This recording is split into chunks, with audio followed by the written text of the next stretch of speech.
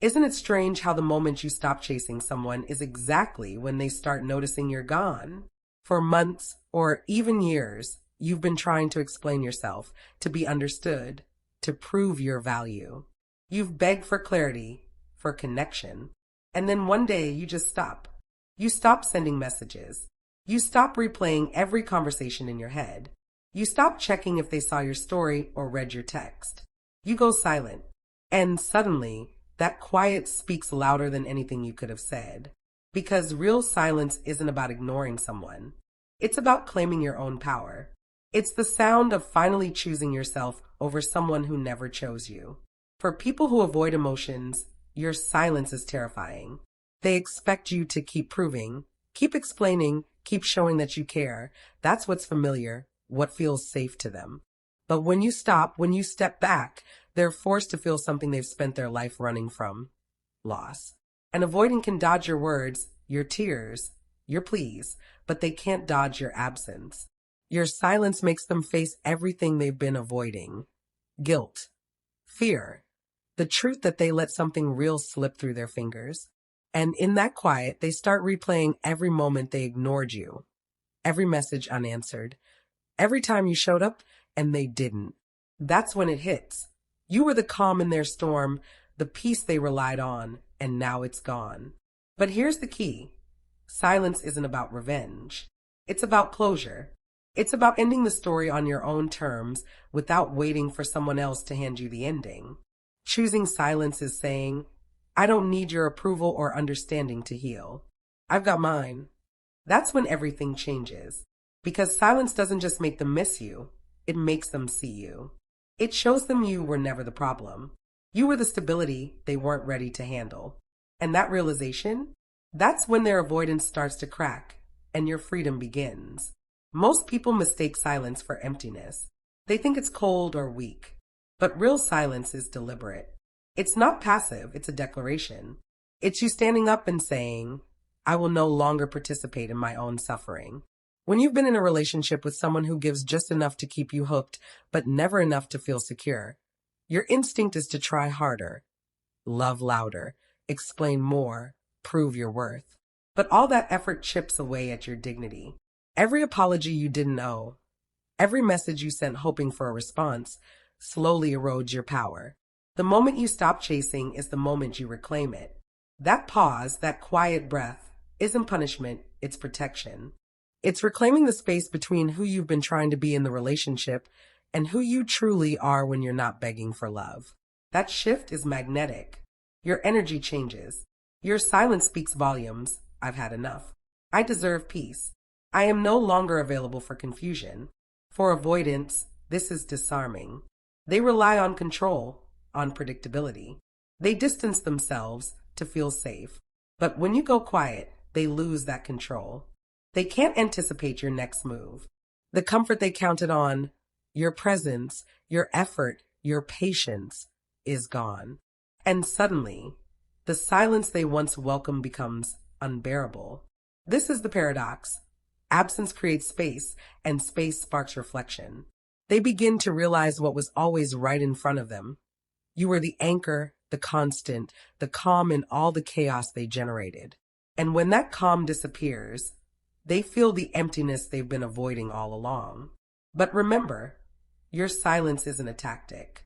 It isn't about making them chase or manipulating their emotions. It's about stepping out of the draining cycle, choosing stability over reaction, peace over desperation. Silence teaches boundaries. It teaches that your worth doesn't need explanation. You don't have to perform to be valued. And once you internalize that, it radiates in a way words never could. That's when the balance shifts. Suddenly, they feel the uncertainty, the longing, the quiet ache that you've carried all along. But now, it's no longer your weight to bear. And here's the beauty. Stepping back gives you perspective. When you stop over-explaining, stop chasing, stop filling the silence, you start reconnecting with yourself.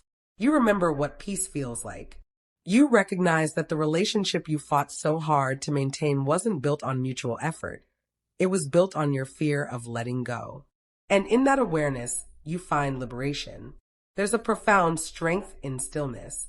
Walking away calmly without drama isn't about indifference, it's about honoring yourself. You'll notice a shift within. The need for validation fades. What matters becomes serenity. You stop obsessing over their reactions and start focusing on your own growth. That's true maturity. That's what makes quiet so transformative. It's not vengeance, it's self-respect. It's a boundary wrapped in tranquility. It's leaving without slamming doors. And when your silence begins to resonate with them, when they sense what's gone, it isn't because you played some clever game. It's because you finally removed yourself from it. That's what dismantles their defenses. Not anger, not debate, not explanations, simply calm, distance, and self-possession. Nothing unsettles someone who avoids emotional closeness more than encountering a person who no longer seeks their approval to thrive. That's when they feel it. That's when absence turns into longing.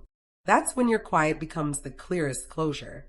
When you disengage from an avoidant partner, a subtle but powerful shift occurs. You stop fueling the patterns that kept both of you trapped. You stop providing the reassurance they've grown accustomed to. The guarantee that you'll always be available, no matter how far they pull away. That's when the dynamic changes. Avoidance operates on distance. Intimacy feels like danger. Vulnerability feels like exposure. They learn early that controlling closeness protects them from pain. Outwardly detached, they often seem composed, but underneath, there's fear.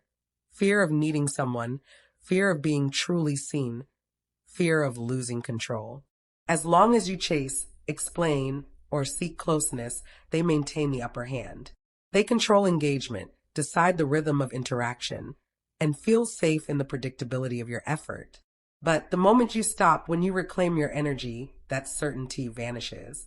They can no longer anticipate your reactions or gauge your emotions, and that loss of control shakes them. Your silence acts as a mirror, reflecting everything they've avoided. Vulnerability, dependence, the consequences of their choices. It's not your words that penetrate, but your absence. Silence creates a space where truths emerge. Without your constant presence, they begin to sense the cost of their actions. They start to question, to notice, to feel the gap left behind. That's when fear rises, not of you, but of what your absence signifies. It's not just missing calls or messages, it's missing the safety you offered. You were steady when they withdrew, attentive when no one else listened. And now, they feel life without that anchor. Gradually, they begin to notice. They may glance from afar, test the waters with a tentative message, peek at your life from the sidelines. But it's not the same because your energy has transformed. You respond from calm, not anxiety. That grounded presence is magnetic. Your silence reveals their fear and simultaneously showcases your strength. You no longer chase. Your world isn't dictated by their push and pull. For someone who thrives on emotional control, that realization is disarming. They may not admit it, but your quiet unsettles them. It forces them to confront a truth they've avoided. Love doesn't vanish, it transforms. While they wrestle with their own reflection, you're finally healing. You see how much of yourself you gave away trying to be understood by someone not ready to understand. You realize you were never too much, they were simply too guarded. As you maintain that silence, something remarkable happens. You start detaching, not from love, but from the need to fix, to prove your worth, to seek validation. You begin to live fully for yourself again. And for the avoidant, this is the tipping point. The person they assumed would always be there is suddenly emotionally unavailable. They feel it in your presence, your energy, your calm distance. You're not angry, you're free.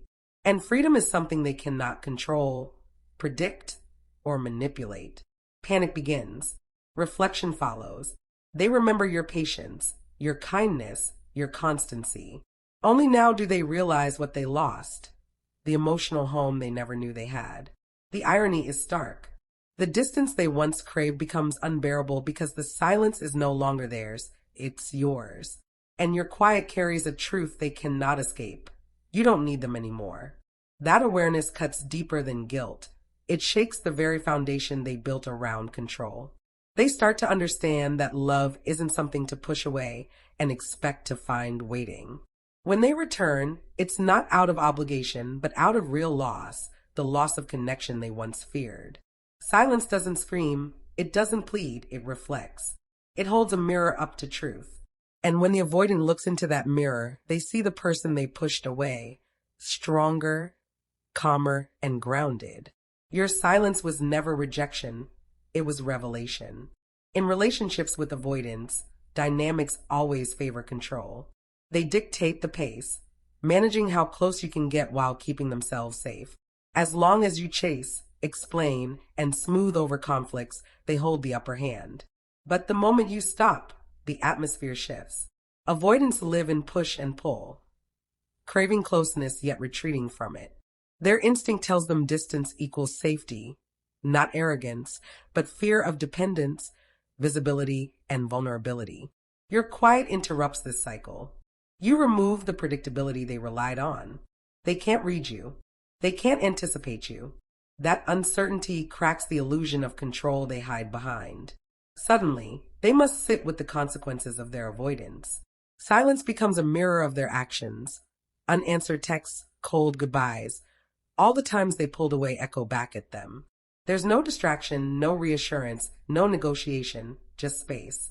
And space makes them feel for the first time. While your silence feels peaceful, theirs feels suffocating. They realize it's not your words they miss. It's the safety, the calm, the connection you provided.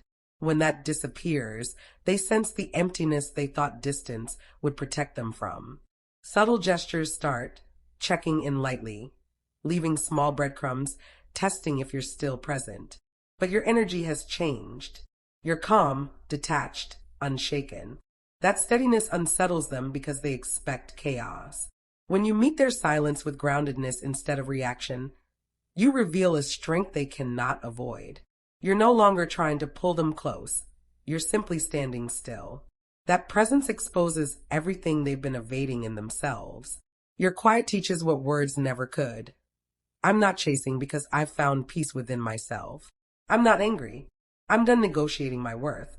While they analyze and wonder what shifted, you rediscover yourself.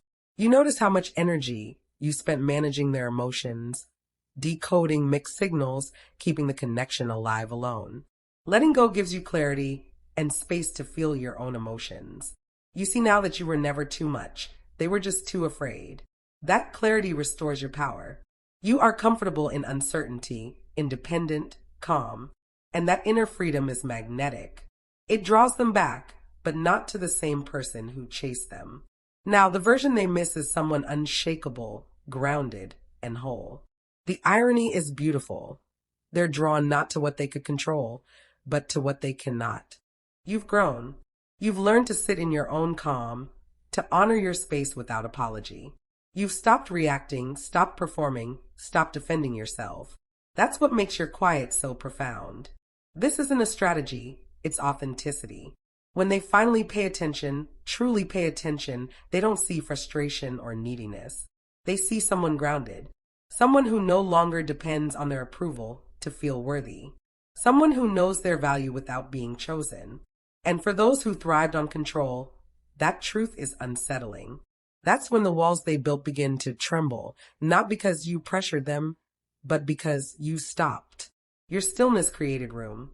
And in that space, they finally confront what they've been avoiding. Not you, but their own fears and patterns. Over time, what once felt like a heavy silence becomes liberation. The endless nights of overthinking, trying to decode their moods, questioning your own actions, those days fade. One morning, you wake up and realize something has shifted. The anxiety that once ruled your hours softens into acceptance. The need for answers dissolves into clarity. You no longer seek closure from the one who hurt you, because you've already granted it to yourself. True growth is subtle. It sneaks in quietly until one day you notice you're no longer reacting. You're not checking your messages, not scrambling to fix what was broken. You've remembered who you were before you poured yourself into someone who couldn't meet you there. You feel rooted. You feel free. And then it happens. They return not with grand gestures, maybe not even with words. Sometimes it's a casual text, a glance of curiosity, a shift in energy that lets you know they're noticing you again. But this time you're different. You don't lose your center. You don't chase validation. You don't feel the old surge of worry. You see the moment clearly. It's a reflection of the power you reclaimed. Silence transforms the dynamic. While they ran from connection, you moved toward healing. While they hid from vulnerability, you stepped into your strength. Now your peace radiates. It's magnetic, undeniable. Ironically, the person who once made you question your worth now sees it more clearly than ever. When they return, seeking another chance, you no longer need it. Not because you've stopped caring, but because you care about yourself first. You recognize the patterns, the old loops, and you refuse to get pulled back into them. You don't crave validation, you crave serenity. You don't need to fix anything. You carry the wisdom to let things unfold. That's real closure. It's not loud. It's not dramatic. It's the quiet, unshakable awareness that you've grown beyond who you were when the relationship fell apart. You see them as they are, and yourself as you've become. It's not revenge. It's liberation. You've already won because you learned that quiet isn't control. It's surrender. You stopped chasing outcomes and found freedom. You stopped needing apologies and found peace. You stopped fighting for attention and found yourself. When they reappear, you may feel a spark of empathy because now you understand what it's like to be lost and longing. But you know it's not your role to rescue them. You walk through your own pain, and now it's their turn to face theirs. Maybe they'll plead. Maybe they'll promise to be different. But you see clearly this isn't about them. It's about the courage it took to get here, the boundaries you erected, the peace you defended. The return you once wished for no longer dictates your heart because you've given yourself what they never could: emotional safety, self-respect, and true calm. The closure you imagined from them, it was always meant to come from within you. The universe may not return what you lost, but it offers something far richer: wisdom. And in the quiet, that wisdom whispers, you made it. You healed. So when they show up, when the avoidant finally realizes what they lost, you understand something profound. You weren't waiting for them. You were waiting for yourself. And now you've come home. You're not broken. You're awakening.